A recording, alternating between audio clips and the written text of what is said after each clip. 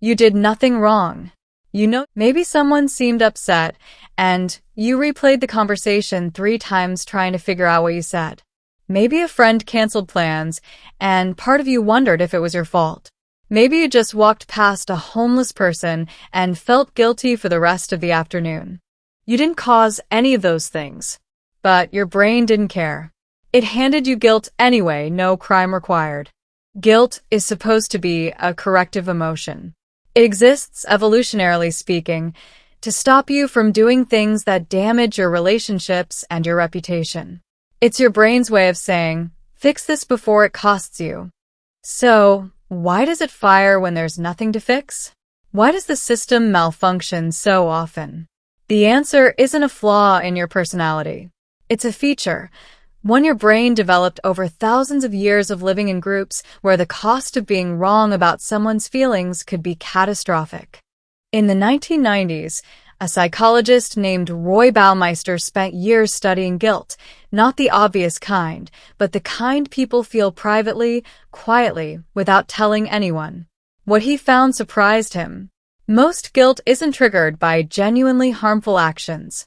It's triggered by perceived social disconnection, the feeling that something between you and another person has shifted, even slightly. Your brain, it turns out, is constantly running a background scan on your relationships. Not your conscious brain, the deeper one.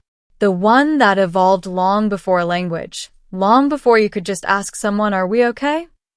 And when that scanner picks up even a small signal, a shorter reply than usual, a look that lasted half a second too long, a silence that felt slightly off, it doesn't wait for confirmation. It flags the situation and sends you guilt as a prompt to act. The problem is that system was built for a world where your social group was about 150 people, and you saw all of them every day. In that world, a broken relationship wasn't just uncomfortable, it was dangerous. Being pushed out of the group meant losing protection, food, shelter, and everything else that kept you alive. So your brain evolved to be hypersensitive. Better to feel guilty over nothing than to miss a real rupture and pay the price. False alarms were cheap. Missing a real threat was potentially fatal. This is what researchers call the smoke detector principle. A smoke alarm that goes off every time you make toast isn't broken. It's doing exactly what it was designed to do. It's optimized for sensitivity, not accuracy. Your guilt works the same way. But there's a layer underneath even that, and this is where it gets genuinely strange. Some people feel guilty not just for what they did or didn't do, but for what they thought. For wanting something they feel they shouldn't want. For feeling relieved when something bad happened to someone they were supposed to support. Psychologists call this thought-action fusion, the unconscious belief that thinking something is morally equivalent to doing it. And research shows it's remarkably common. In a study published in the journal Behavior Research and Therapy, participants reported feeling genuine guilt over intrusive thoughts they had no intention of acting on whatsoever. Your brain doesn't always distinguish cleanly between imagination and action. The same neural pathways that activate when you actually do something activate partially when you vividly imagine doing it, which means guilt can follow a thought the same way it follows a deed. And underneath all of this is something even more fundamental. The capacity for guilt requires something remarkable. You have to be able to see yourself through someone else's eyes. You have to imagine how your actions or your inactions or even your thoughts appear from the outside. That ability is called perspective taking, and it's one of the things that makes humans genuinely unusual as a species. Most animals don't have it. Even our closest relatives show only the most basic traces of it.